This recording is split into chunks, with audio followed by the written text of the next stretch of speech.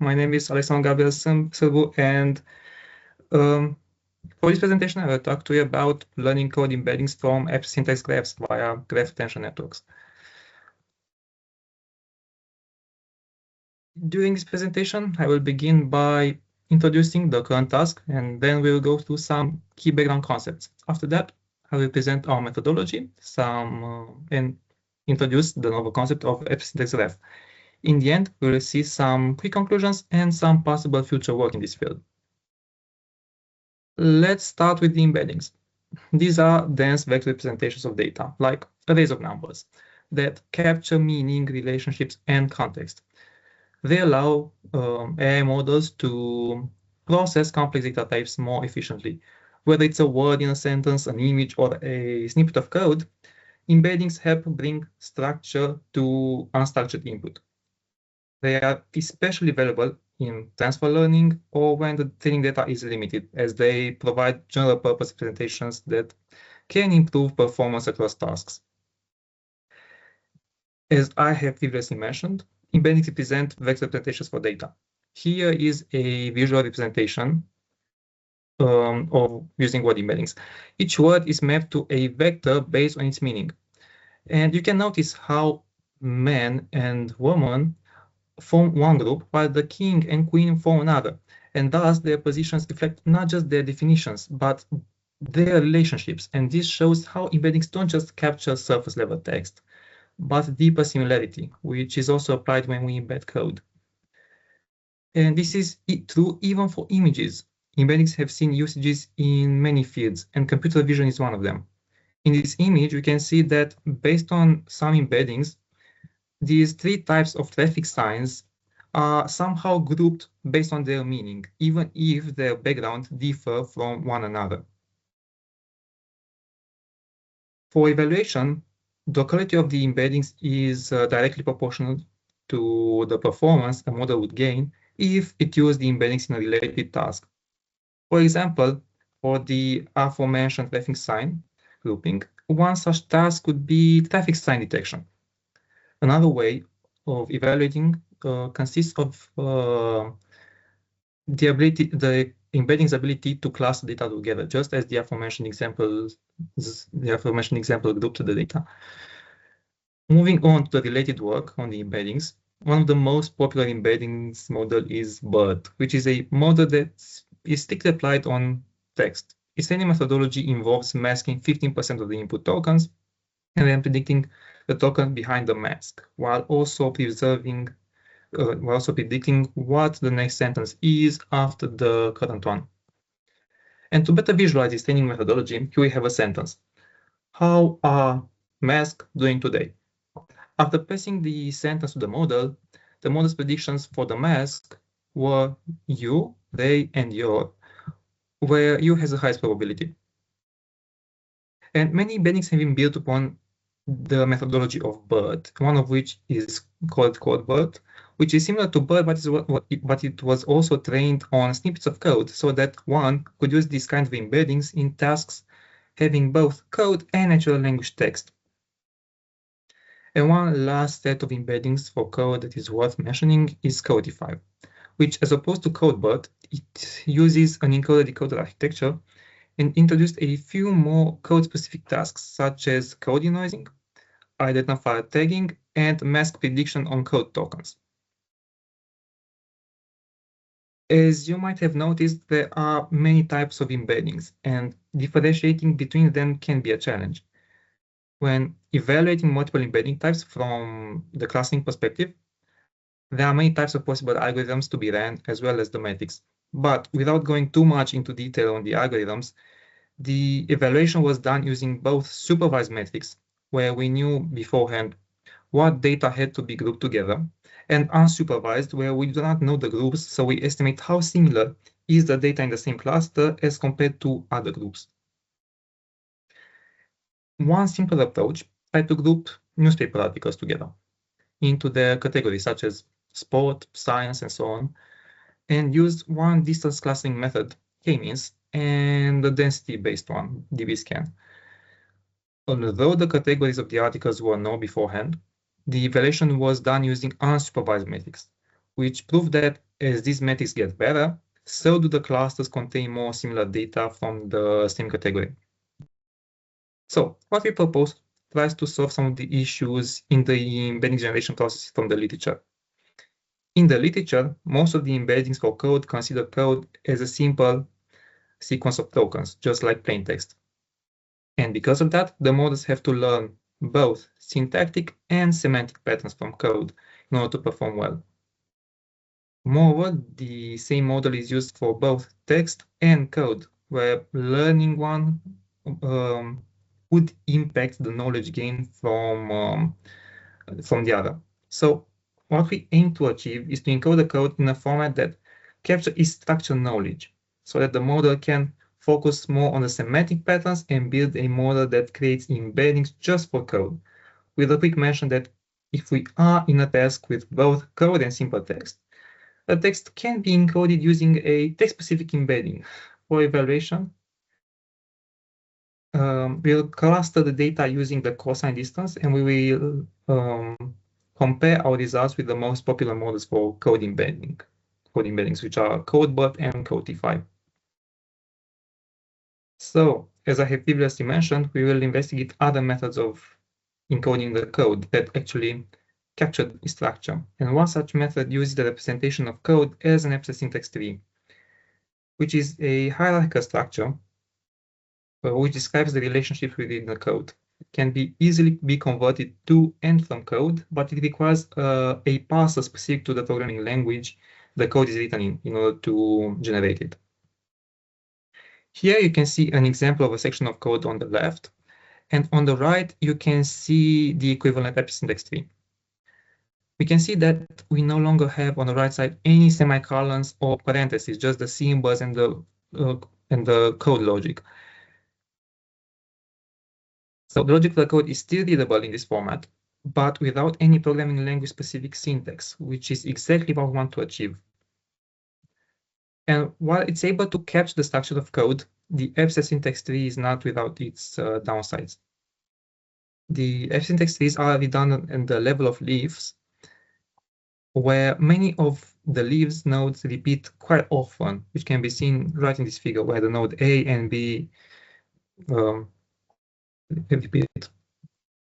And to address the limitations of these abstract syntax trees, mainly the redundancy and implicitly verbosity, we introduced the concept of abstract syntax graph.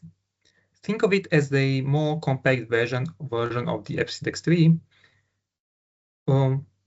where the repeated elements are merged, and thus the number of nodes is significantly reduced, and new edges are added in order to preserve the execution order, and thus we can capture the reuse of the same variable.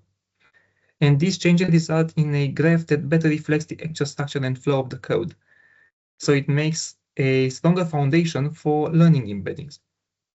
And on the bottom of the page, you can actually see a clear example of between the abstract syntax tree and the abstract syntax graph. And our methodology involves, as I have previously mentioned, encoding the code as an abstract syntax graph. And because you don't have tokens, we must consider other training approaches to this problem. And one self-supervised method that trains the graphs can be one of next node prediction, in order to tell what kind of node is the one missing from the current graph. And next edges prediction, which computes what edges does the node being generated has. And this figure shows how the whole generation process works. We can see that we have initially 4 nodes. We want to predict 2 more at each step. By encoding the edges in an ASG matrix, we have to predict 2 Boolean arrays, where the 5th node has an edge with the 2nd node, and the 6th node has edges with the 1st and the 5th node.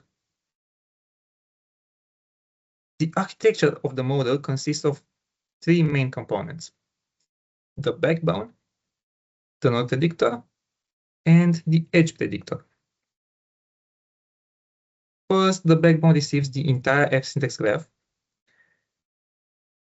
and passes it to the graph attention network in order to extract the most meaningful features from it. And then a dropout is used in order to reduce the overfitting. And the features are processed sequentially by a long short-term memory in order to capture the sequential dependencies. The output is afterwards normalized and passed to a linear layer, which outputs our so-called embeddings and thus summarizing the graph.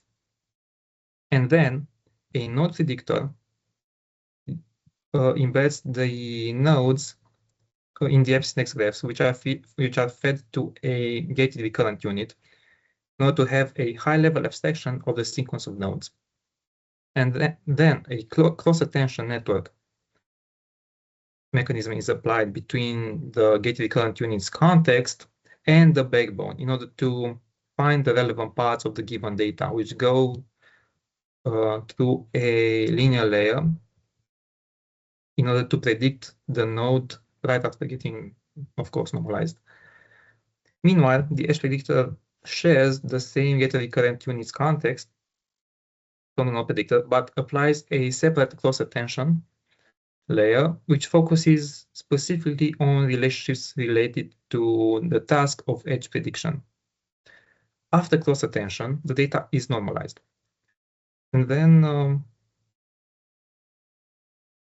a linear layer maps the features to the edge probabilities, and the sigmoid activation function is applied in order to produce the final prediction, which represents the presence or absence of the next edge as a binary value. Moving on to methodology for clusterization, as a metric, we'll use the cosine similarity, which focuses more on the angle of vectors rather than their magnitude. For evaluation, since we do not have any labels in the dataset for cosimilarity, we will use an unsupervised based metric called the silhouette score, which computes how well each data point is assigned to each cluster. And we will have 3 different algorithms for clustering in order to validate that these results are shape and algorithmic independent. First, we have k-means, then DBSCAN, and spectral clustering. K-means is one of the most intuitive and easy-to-use clustering algorithms that, as the name suggests, it partitions the data into k groups, where each instance belongs to the nearest cluster. However, when the number of clusters is unknown, in order to determine the aforementioned k, the elbow method has to be used, which computes the silhouette score for different values of k, and it stops right at the elbow value. DBSCAN, when compared to k-means, is a density-based clustering algorithm whose goal is to cluster together points that are closely packed and is able to find non-nearly separable clusters. As opposed to k-means, the number of clusters does not need to be known beforehand, and it has the ability to mark outliers, which are data points that do not belong to any cluster and are in most cases isolated. Spectral clustering, on the other hand, provides another approach for computing the clusters altogether, and it's based on finding the first k eigenvalues of the similarity matrix of the data. And similarly to k-means, spectral clustering requires the use of the elbow method for computing k when the number of clusters is unknown. Compared to state-of-the-art models like CodeBERT and CodeE5, our method achieved higher silhouette scores across all clustering algorithms, especially with DBSCAN and spectral clustering. What does this mean? Well, it shows that our embeddings lead to a more meaningful cluster. Code snippets that are more structurally and semantically alike are grouped together. And this is especially promising for downstream tasks like code retrieval or summarization or defect prediction, where understanding the deeper structure of code is essential. To recap, traditional approaches treat the code as a simple sequence of tokens, and such an approach gives the model an independence to the programming language. Our method, however, requires a parser to build the epsindex tree, with the epsindex tree from which the epsindex graph is derived. And this means some obscure programming languages are unsupported since they lack robust parsers to generate epsindex trees. And the quality of the parser might influence the model's overall quality. However, the most popular programming languages have syntax trees that differ only to the first node, which tells that what programming language that section of code comes from.